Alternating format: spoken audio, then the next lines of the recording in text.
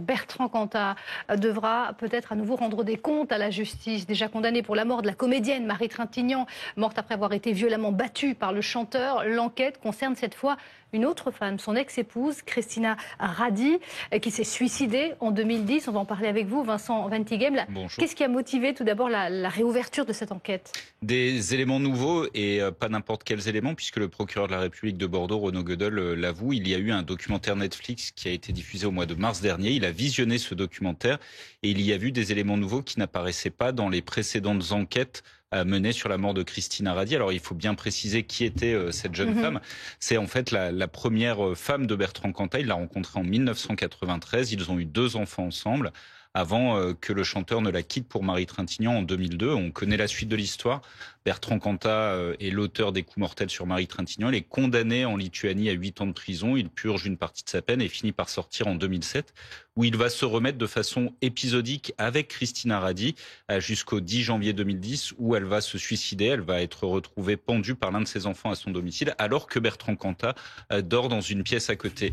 Il y a eu, je le disais, plusieurs enquêtes sur la mort de Christina Radi, de façon à déterminer si ce ne sont pas les violences psychologiques et physiques infligées par Bertrand Cantat qui seraient à l'origine de son geste. Elles ont toutes été classées sans suite, sauf que ce documentaire Netflix jette une lumière nouvelle sur toute cette affaire, et c'est ce qui a conduit le parquet de Bordeaux à rouvrir le dossier aujourd'hui. Justement, ce documentaire, il a été réalisé par Anne-Sophie Jeanne, qui était notre invitée tout à l'heure. On l'écoute. Ce qu'on décrit dans ce documentaire, c'est qu'il n'y a pas qu'une affaire Cantat, mais des affaires Cantat en réalité. Il y a eu la mort de Marie Trintignant, dont on a beaucoup parlé, mais il y avait une affaire dans l'affaire qui était celle du suicide de sa femme, dans des conditions assez troubles, parce qu'il y a plusieurs témoignages qui auraient tendance à montrer qu'elle aurait été, elle aussi, victime de violences physiques de la part de son époux. Certains témoignages sont extrêmement durs, très troublants, très précis, et surtout se recoupent.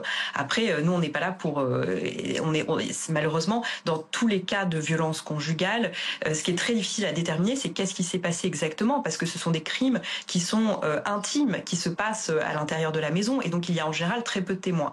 Là, en effet, plusieurs témoignages se recoupent et disent tous la même chose, que Bertrand Cantat aurait été violent avec sa femme. Alors c'est une nouvelle enquête, Vincent Ventighem l'expliquait sur ce plateau, c'est une nouvelle enquête qui est rouverte. Pourquoi, selon vous, finalement, jusqu'à présent, c'était plutôt passé sous les radars ?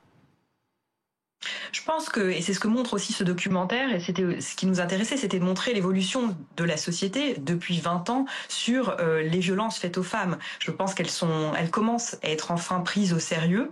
C'est quelque part la chose qui peut nous réjouir dans la réouverture de cette enquête, c'est que le sort des femmes battues ne soit plus ignoré et soit réellement, qu'il y ait une réelle enquête autour de ces violences. Et vous attendiez, vous, à la réouverture de cette enquête quand vous avez commencé à démarrer ce documentaire ? Vous savez, le but, je pense pour moi et mon co-réalisateur Nicolas Lartigue, c'était vraiment d'ouvrir le débat, vraiment de poser toutes les questions que pose cette affaire, qui est une affaire qui finalement est pleine de zones d'ombre. Et donc, il y a beaucoup de gens qui ont été interviewés, qui ont en effet des témoignages très troublants. Et le but, c'était d'éveiller les consciences, de créer un réel débat de société. Le succès du documentaire montre bien que, quelque part, la mission réussie. On s'attendait pas forcément à ce que la justice s'en empare, mais c'est une bonne chose aussi. Est-ce que vous avez déjà été sollicité par les services du parquet de Bordeaux ou par les services enquêteurs pour collaborer à cette nouvelle enquête, pour, je sais pas, pouvoir indiquer les coordonnées des personnes que vous avez pu interviewer? Il y a certaines personnes qui s'expriment dans votre documentaire de manière anonyme. Est-ce que vous êtes d'accord sur le principe pour collaborer à cette enquête et peut-être faire émerger une autre ou une nouvelle vérité sur la mort de Christina Radi? Alors, on n'a pas été encore contacté par le procureur de Bordeaux ni par la justice, donc je peux pas répondre à cette question. Ce qui est sûr, c'est que ça sera évidemment délicat. Il faut respecter le secret des sources. Mais bon, tant qu'on n'est pas contacté, cette question ne se pose pas encore.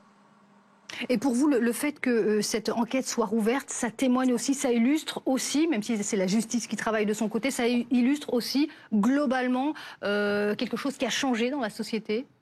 Je pense que la justice reflète aussi la société. Et donc, le fait que ce documentaire ait aussi touché la justice montre qu'il y a une réelle évolution, en effet. Et on ne peut qu'en s'en réjouir, même si ce n'est pas encore parfait. On voit que les violences conjugales, c'est vraiment malheureusement un thème très actuel, que les chiffres ne baissent pas particulièrement, voire augmentent parfois. Et donc il faut rester très vigilant. Il faut vraiment que tous, la justice, mais nous aussi, la société, qu'on ouvre les yeux sur ces questions et qu'on en parle. Et Christina Radi n'est plus là, elle s'est suicidée, elle s'est donné la mort. Ça aussi, c'est une avancée pour vous qu'il y ait tout de même une enquête qui soit rouverte, même si la personne, la victime, est décédée? Oui, bien sûr, toute enquête est forcément une bonne chose. C'est-à-dire qu'après, ça sera à la justice de savoir exactement quelles en sont les conclusions. Ça, c'est pas à moi de me prononcer là-dessus. Mais dès que voilà le sort d'une femme qui a été, et là c'est vraiment le cas de Christina Radi, cette femme, elle a été finalement assez oubliée par les médias, par son entourage, etc. Et donc qu'on puisse s'intéresser à elle, c'est forcément une bonne chose, oui.